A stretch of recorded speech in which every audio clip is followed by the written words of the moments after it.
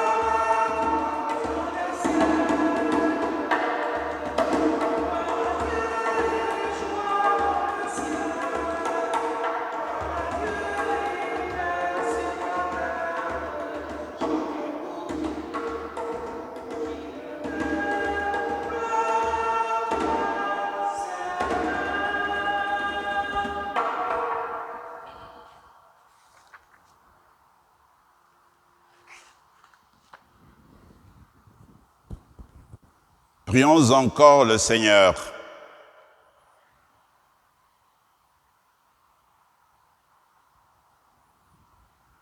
Tu as voulu, Seigneur, qu'en recevant ta grâce, nous devenions des fils et des filles de lumière. Ne permets pas que l'erreur nous plonge dans la nuit, mais accorde-nous d'être toujours rayonnants de ta vérité. Par Jésus-Christ, ton Fils, notre Seigneur et notre Dieu, qui règne avec toi et le Saint-Esprit, maintenant et pour les siècles des siècles.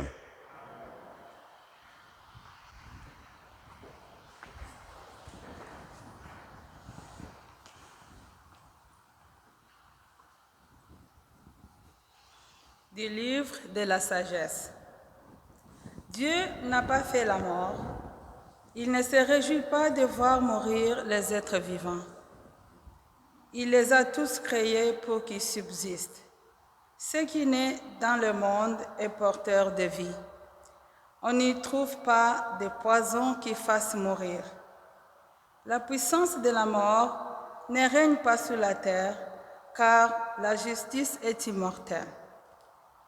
Dieu a créé l'homme pour l'incorruptibilité. Il a fait de lui une image de sa propre identité. C'est par là la jalousie du diable que la mort est entrée dans le monde. Ils en font l'expérience, ceux qui prennent parti pour lui. Parole du Seigneur.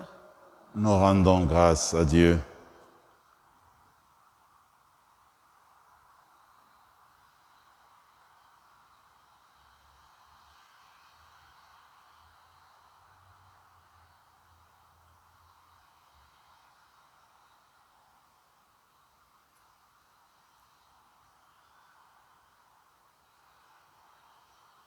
Je t'exalte, Seigneur, tu m'as relevé. Je t'exalte, Seigneur, tu m'as relevé. Je t'exalte, Seigneur, tu m'as relevé. Tu m'épargnes les rires de l'ennemi. Seigneur, tu m'as fait remonter de l'abîme et revivre quand je descendais à la fosse. Je t'exalte, Seigneur, tu m'as relevé. Fêtez le Seigneur, vous ses fidèles. Rendez grâce en rappelant son nom très saint. Sa colère ne dure qu'un instant, sa bonté toute la vie. Je t'exalte, Seigneur, tu m'as relevé. Avec le soir viennent les larmes, mais au matin, les cris de joie. Tu as changé mon deuil en une danse, mes habits funèbres en parure de joie. Je t'exalte, Seigneur, tu m'as relevé. Que mon cœur ne se taise pas, qu'il soit en fête pour toi, et que sans fin, Seigneur mon Dieu, je te rende grâce. Je t'exalte, Seigneur, tu m'as relevé.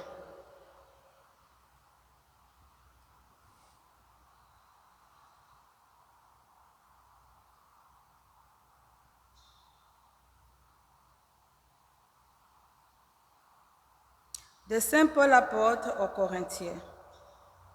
Puisque vous avez tout en abondance, la foi, la parole, la connaissance de Dieu, toutes sortes sans pressement, et l'amour qui vous vient de nous, qu'il y ait aussi abondance dans votre don généreux. Vous connaissez en effet les dons généreux de notre Seigneur Jésus-Christ.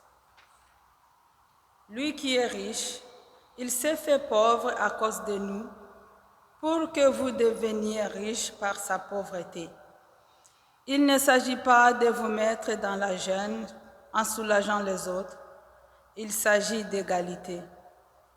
Dans la circonstance présente, ce que vous avez en abondance combleront leurs besoins, afin que, réciproquement, ce qu'ils ont en abondance puisse combler vos besoins, et cela fera l'égalité. Comme dit l'Écriture à propos de la manne, celui qui en avait ramassé beaucoup n'eut rien de trop. Celui qui en avait ramassé peu, ne manquant de rien. Parole du Seigneur. Nous rendons grâce à Dieu.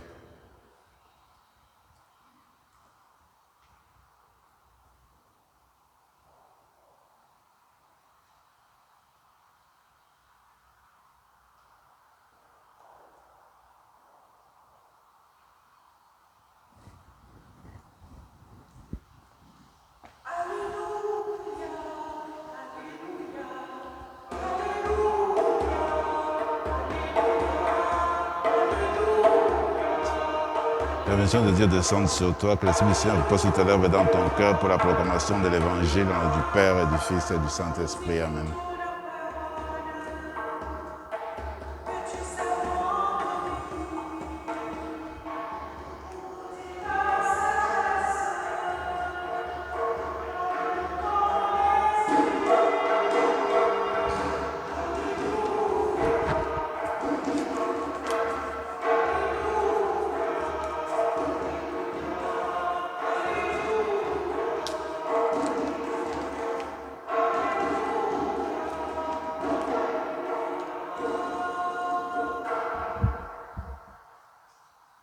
Le Seigneur soit avec vous.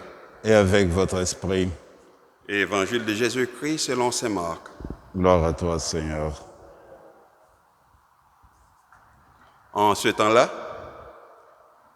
Jésus regagna en barque l'autre rive, et une foule s'assembla autour de lui. Il était au bord de la mer. Arrive un chef de synagogue nommé Jaïr. Voyant Jésus, il tombe à ses pieds et le supplie instamment. « Ma fille, encore si jeune, est à la dernière extrémité. Viens lui imposer les mains pour qu'elle soit sauvée et qu'elle vive. » Jésus partit avec lui, et la foule qui le suivait était si nombreuse qu'elle l'écrasait. Or, une femme qui avait des pertes de sang depuis 12 ans, elle avait beaucoup souffert du traitement de nombreux médecins et elle avait dépensé tous ses biens sans avoir la moindre amélioration. Au contraire, son état avait plutôt empiré. Cette femme donc, ayant appris ce qu'on disait de Jésus, vint par derrière dans la foule et toucha son vêtement. Elle se disait en effet, « Si je parviens à toucher seulement son vêtement, je serai sauvée. » À l'instant, l'hémorragie s'arrêta et elle ressentit dans son corps qu'elle était guérie de son mal. Aussitôt, Jésus se rendit compte qu'une force était sortie de lui. Il se retourna dans la foule et il demandait, « Qui a touché mon vêtement ?» Ses disciples lui répondirent, « Tu vois bien la foule qui t'écrase et tu demandes, « Qui m'a touché ?» Mais lui regardait autour pour voir celle qui avait fait cela.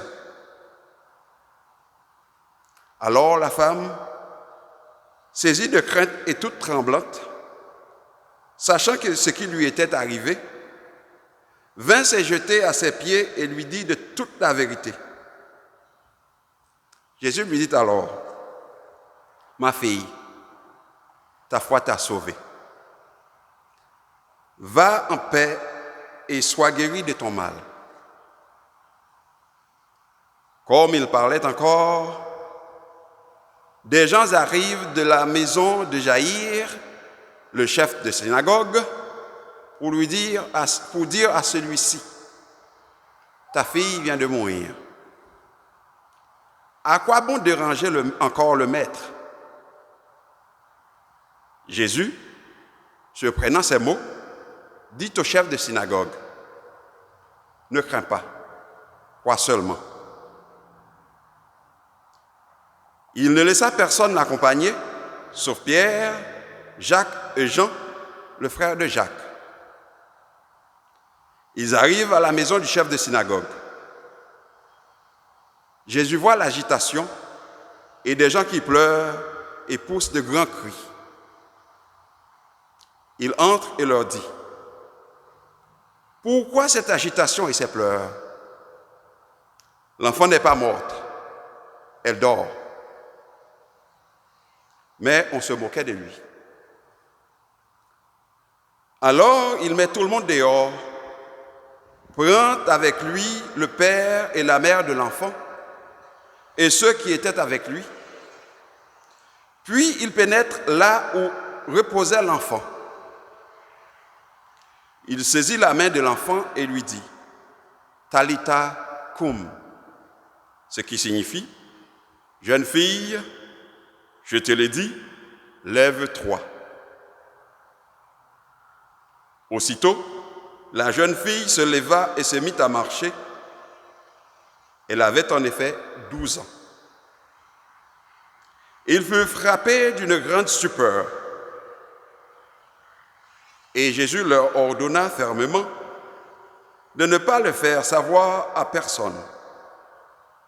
Puis, il leur dit de la faire manger.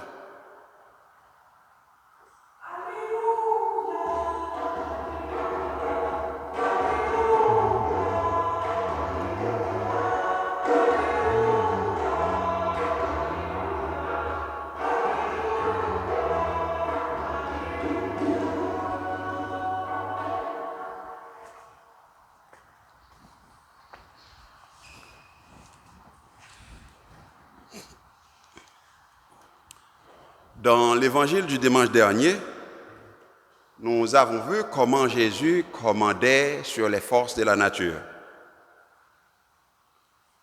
Ses disciples qui s'inquiétaient de leur barque qui se remplissait d'eau à cause de la violente tempête qui s'abattait sur eux, réveilla Jésus qui s'endormait à l'arrière pour lui dire, et je cite, « Nous sommes perdus ». Là, on avait affaire avec des gens qui faisaient face à une mort certaine et qui se sont adressés à Jésus pour lui demander de leur garder la vie sauve. Encore dans les textes proposés pour ce dimanche, j'irai avec le thème suivant. Dieu est la source de la vie. Dans la première lecture qui est tirée du livre de la sagesse, on nous dit que Dieu n'a pas fait la mort. Et dans l'évangile, nous voyons comment il a redonné vie à la jeune fille de Jaïr. En s'approchant de la vie, il y a deux postures qu'on peut adopter. Le fatalisme et le déterminisme. Le fatalisme, c'est la situation où on pense que c'est l'approche suivant laquelle on pense que tout ce qui existe était déjà écrit et qu'on n'y peut rien. Par exemple, si j'essaie de traverser la rue et je me fais frapper par une voiture,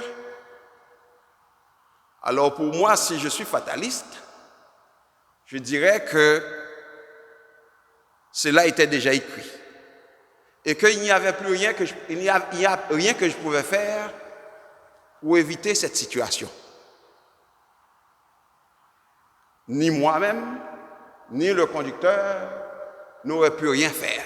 C'est quelque chose qu'on ne pouvait pas éviter parce que c'était déjà écrit. Il fallait que ça arrive. Pour le déterminisme, l'approche déterministe, tout est une question de cause à effet. Dans l'accident, qu'est-ce qui se passe? C'est parce que moi qui traversais la rue ne faisais pas attention. Ou du moins, le conducteur ne faisait pas attention. Ou encore que dans la voiture, il y avait une déficience qui empêchait le conducteur d'éviter cet accident. Le fatalisme, souvent, on se trouve surtout dans certains milieux religieux. Tandis que le déterminisme, on le trouve souvent dans les milieux scientifiques ou académiques. Je me rappelle m'être fait chicaner par des professeurs, des directeurs de mémoire, de maîtrise, ou dans ma thèse de doctorat, où les profs me disaient qu'à chaque fois, mes mots de remerciement commencent par Dieu. Ils me disent qu'il ne faut pas faire ça dans un travail scientifique. Donc, qu'est-ce qui se passe? C'est que, avec le déterminisme, comme on vient tout juste de le dire, il n'y a pas de place pour Dieu. Avec le fatalisme, il n'y a pas de place pour nous. Pourtant, l'Église nous a toujours enseigné, dès le tout début, bien que ça a pris un sens beaucoup plus fort avec saint Thomas d'Aquin, qu'il n'y a pas de conflit entre la foi et la raison.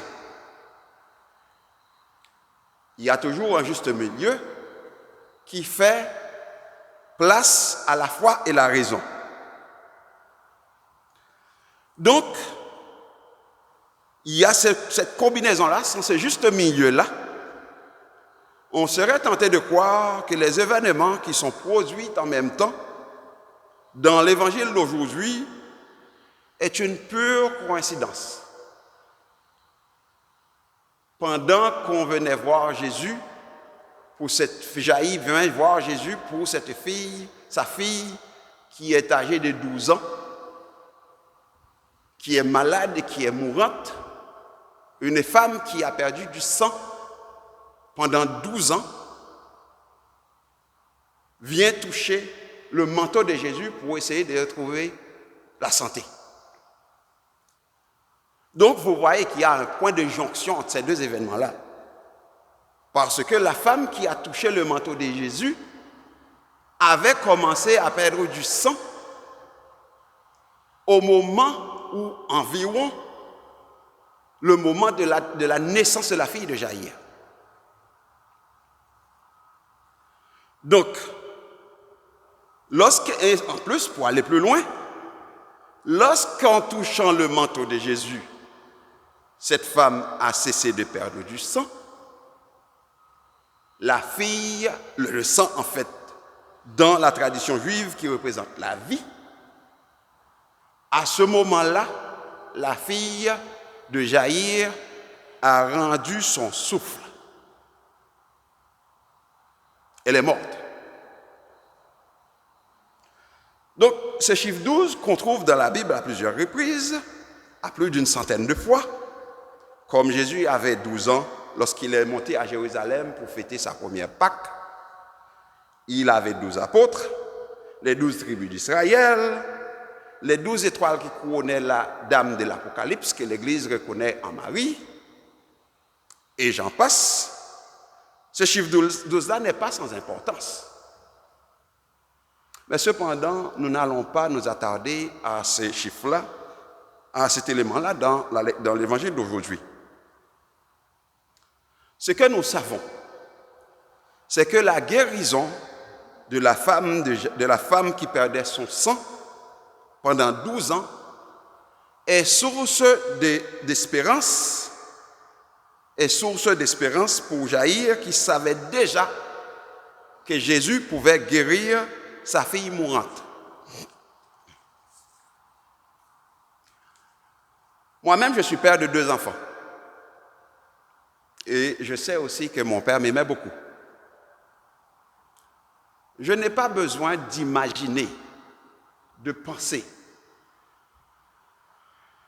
la détresse, l'angoisse et le désarroi qui envahissait Jaïr lorsqu'il apprend que sa fille qui était mourante est maintenant morte. Mais Jésus le rassure en lui disant « Ne crains pas, crois seulement ». Déjà, vous savez, comme chef de synagogue, Jaïr a posé un geste extraordinaire en s'agenouillant aux pieds de Jésus. Son geste témoigne d'une reconnaissance sans équivoque de la divinité de notre Seigneur. Car en tant que chef de synagogue, Jaïr savait qu'on ne s'agenouille que devant Dieu seul. Il l'a fait au pied du Seigneur.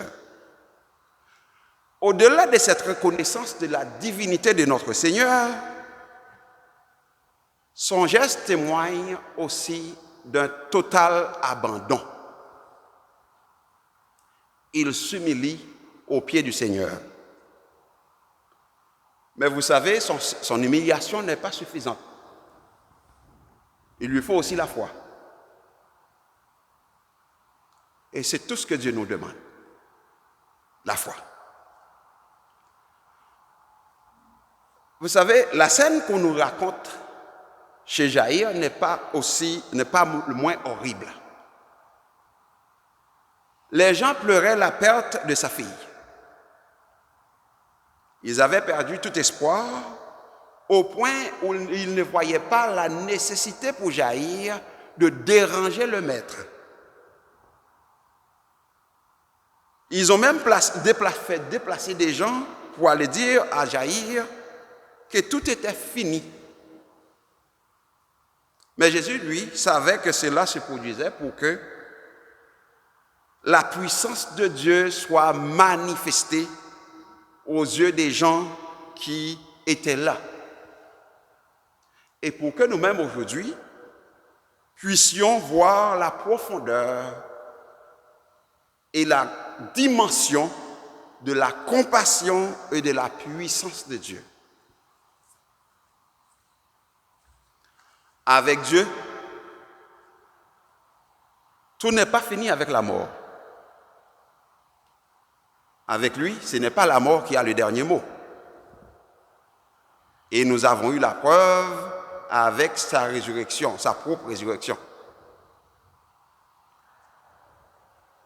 La guérison de la femme qui perdait du sang et la résurrection par Jésus de la fille de Jaïr sont source d'espérance pour nous dans nos difficultés, nos souffrances, nos épreuves, etc.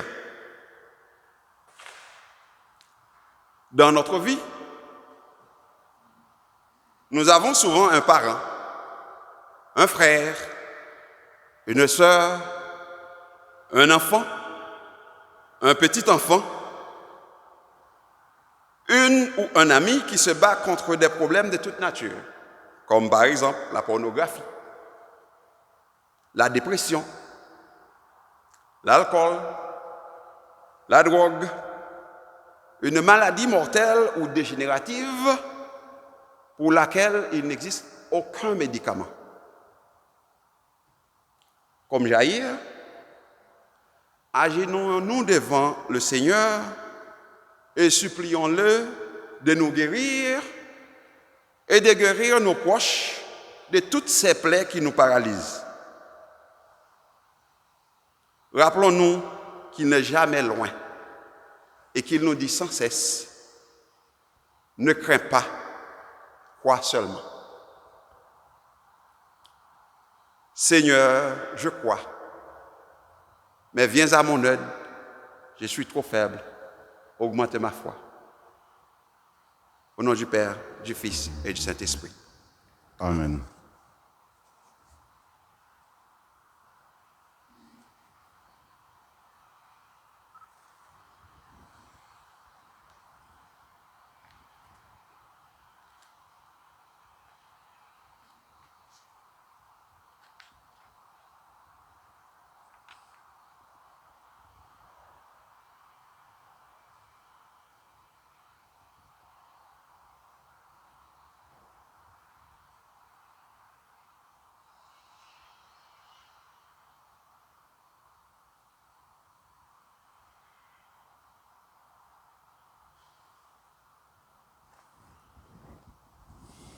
Je crois en Dieu, le Père Tout-Puissant, Créateur du ciel et de la terre, et en Jésus-Christ, son Fils unique, notre Seigneur, qui a été conçu du Saint-Esprit, est né de la Vierge Marie, a souffert sous Ponce Pilate, a été crucifié, est mort, a été enseveli, est descendu aux enfers. Le troisième jour est ressuscité des morts, est monté aux cieux, est assis à la droite de Dieu le Père Tout-Puissant. Lui viendra juger les vivants et les morts. Je crois en l'Esprit Saint, à la Sainte Église catholique, à la communion des saints, à la rémission des péchés, à la résurrection de la chair et à la vie éternelle. Amen.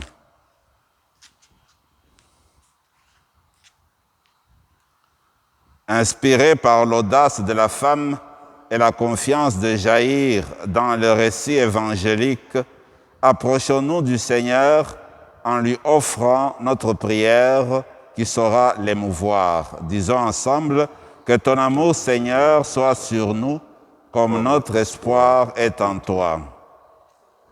Que ton amour, Seigneur, soit sur nous comme notre espoir est en toi. Aux responsables des centres de spiritualité et des lieux d'accueil en Église, que le Seigneur accorde la force et l'audace de son amour.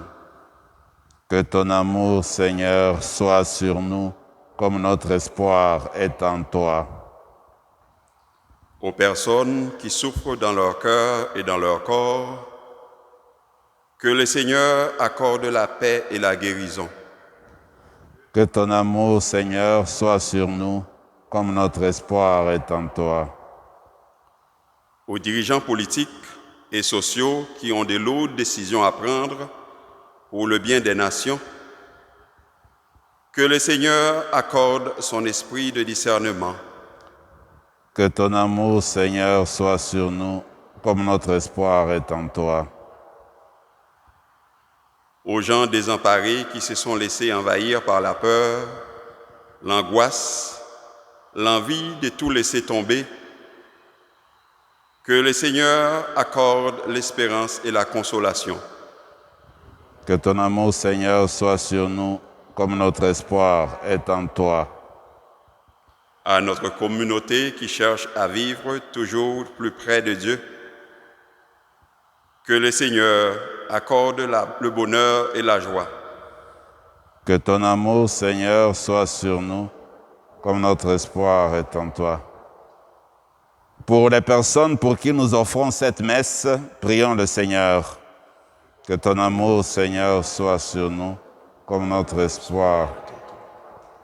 Dieu qui agit avec puissance dans tes sacrements, fais que le peuple assemblé pour te servir soit accordé à la sainteté de tes propres dons. Par Jésus le Christ notre Seigneur.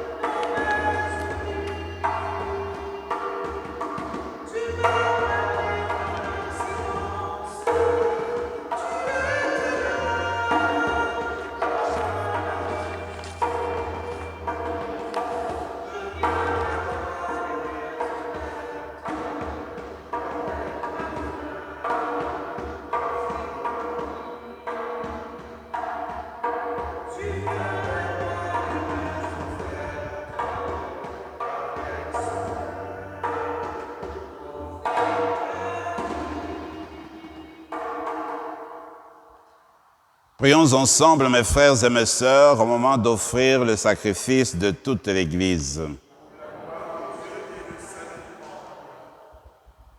Dieu qui agit avec puissance dans tes sacrements, fais que le peuple assemblé pour te servir soit accordé à la sainteté de tes propres dons. Par Jésus le Christ notre Seigneur.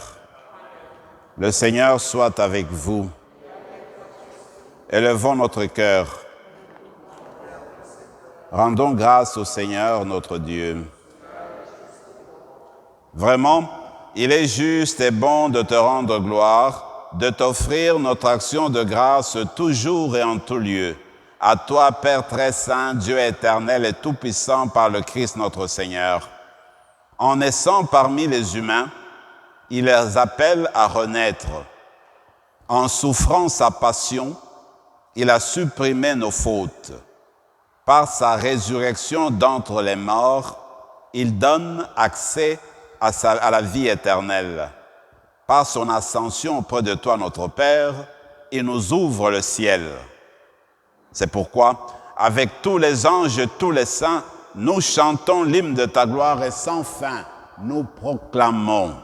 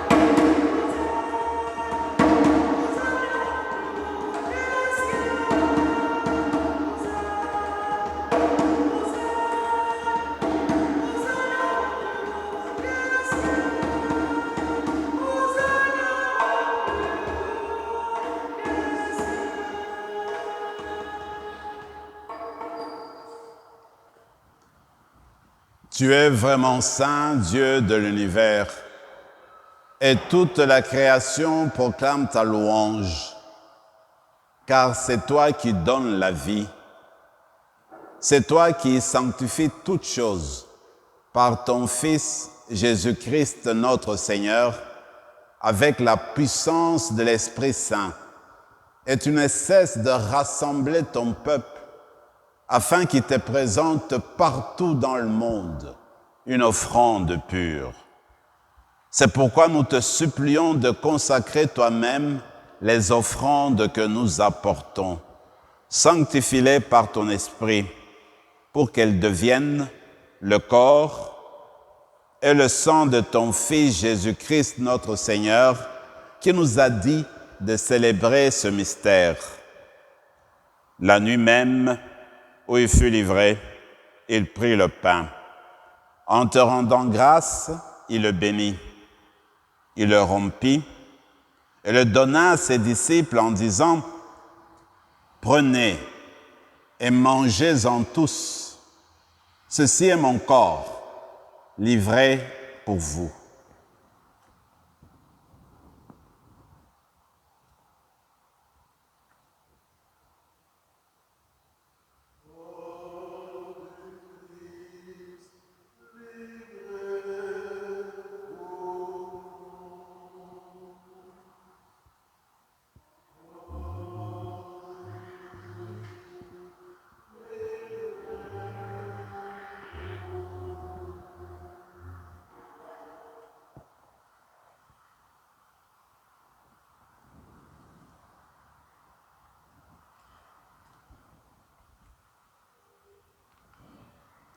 De même, à la fin du repas, il prit la coupe.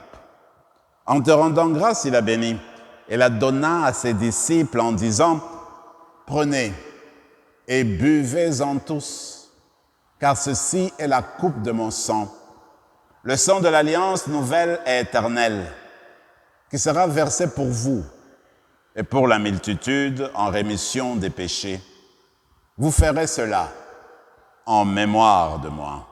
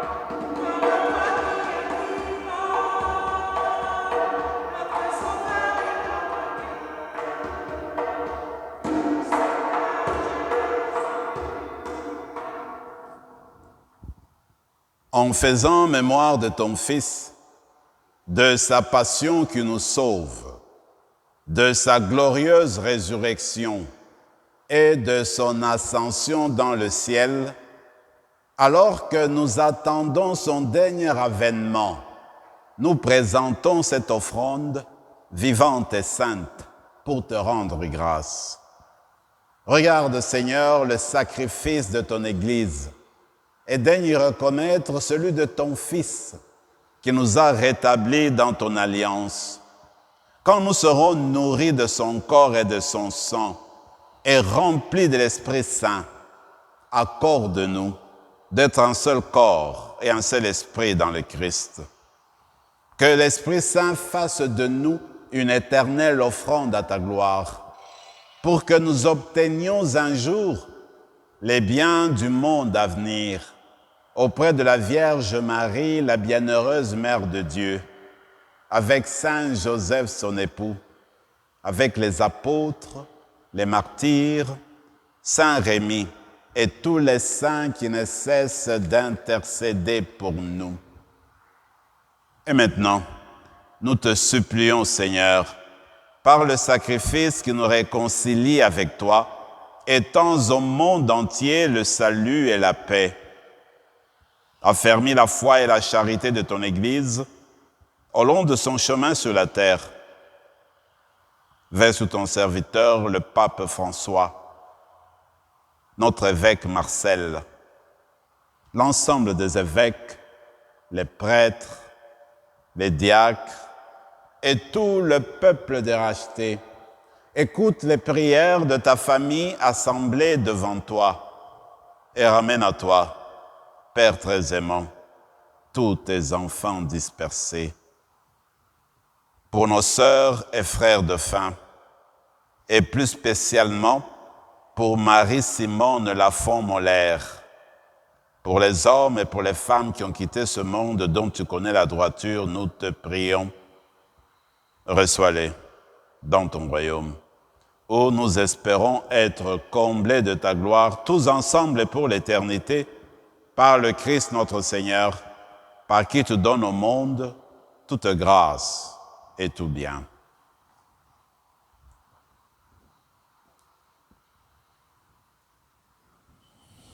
Par lui, avec lui et en lui, à toi, Dieu le Père Tout-Puissant, dans l'unité du Saint-Esprit, tout honneur et toute gloire pour les siècles des siècles.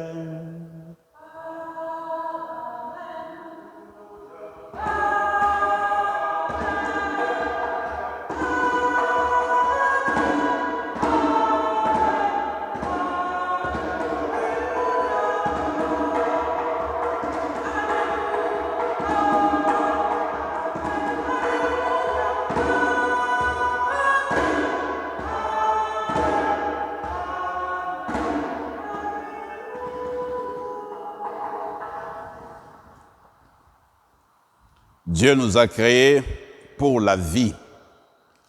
C'est le Dieu qui est source de vie. En reprenant le Notre Père, rappelons-nous que nous avons été créés pour vivre dans toute éternité avec lui et que nous sommes vraiment ses enfants parce qu'il nous a donné sa vie. Alors en reprenant cette prière, nous faisons une profession de foi pour dire que la vie de Dieu va percer les tombes. Ensemble, notre Père qui es aux cieux, que ton nom soit sanctifié, que ton règne vienne, que ta volonté soit faite sur la terre comme au ciel. Donne-nous aujourd'hui notre pain de ce jour. Pardonne-nous nos offenses, comme nous pardonnons aussi à ceux qui nous ont offensés. Et ne nous laisse pas entrer en tentation, mais délivre-nous du mal. Délivre-nous de tout mal, Seigneur, et donne la paix à notre temps. Par ta miséricorde, libère-nous du péché, rassure-nous devant les épreuves en cette vie, où nous espérons le bonheur que tu promets et l'avènement de Jésus-Christ, notre Sauveur.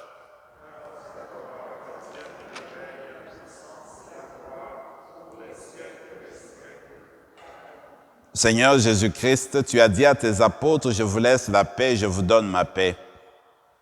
Ne regarde pas nos péchés, mais la foi de ton Église.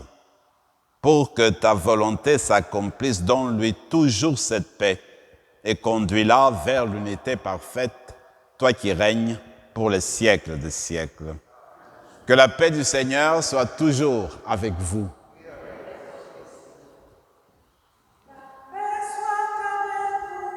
Et la croix de son Jésus-Christ, réunis en cette coupe, nous descendons la vie éternelle.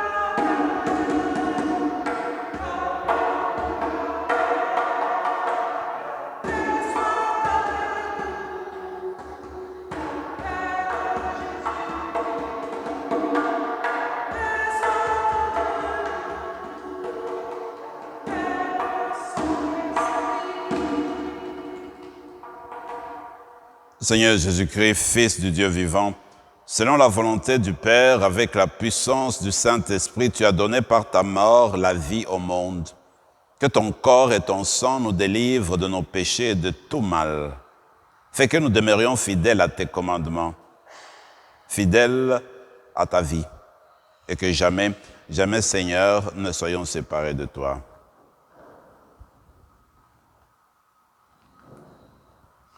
Heureux les invités au repas du Seigneur.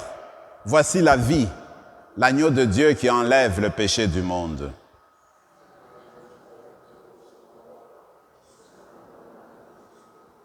Que le corps et le sang de Christ nous gardent pour la vie éternelle.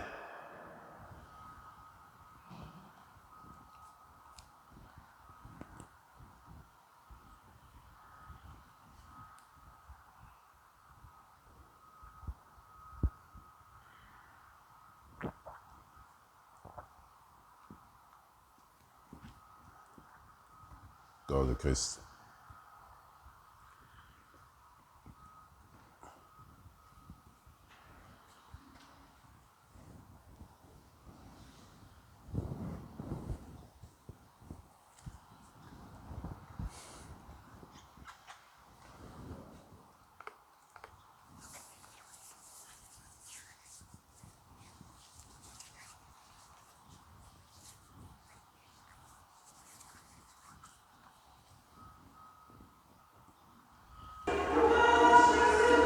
Corps du Christ.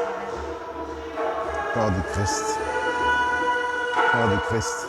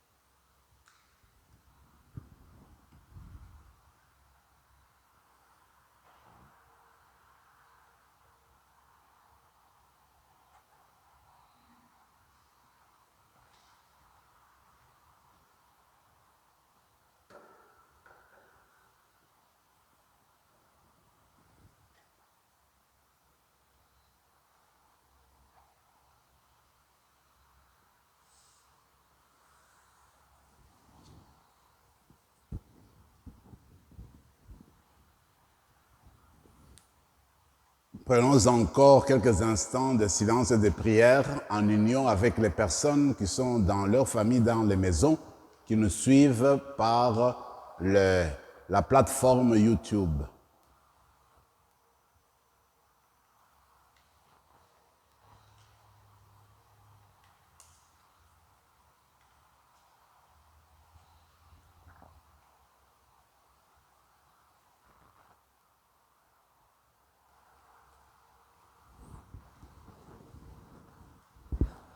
Juste quelques annonces avant de partir.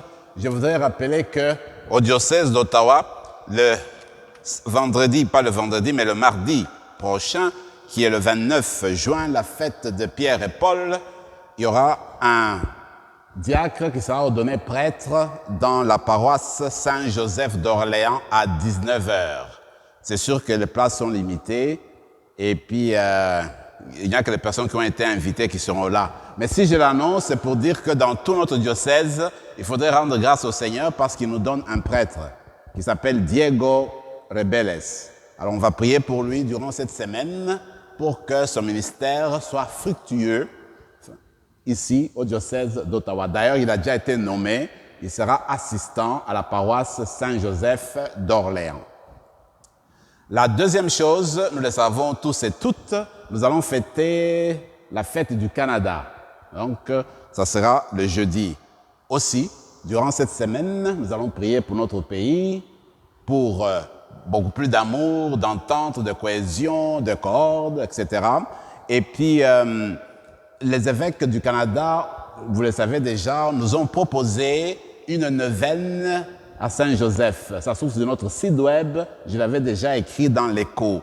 S'il y en a certains parmi nous qui le font, c'est très bien. Mais vous pouvez toujours utiliser cette prière-là pour offrir le Canada le 1er juillet.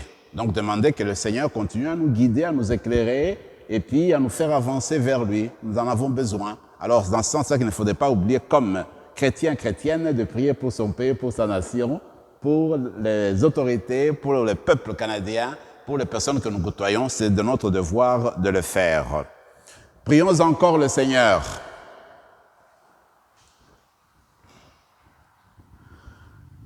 Que le corps et le sang de Jésus-Christ, offerts en sacrifice et reçus en communion, nous donnent la vie, Seigneur, reliés à toi par une charité qui ne passera jamais. Nous porterons des fruits qui demeurent. Par Jésus le Christ, notre Seigneur. Le Seigneur soit avec vous. Et que Dieu Tout-Puissant vous bénisse, le Père, le Fils et le Saint-Esprit. Allez dans la paix du Christ.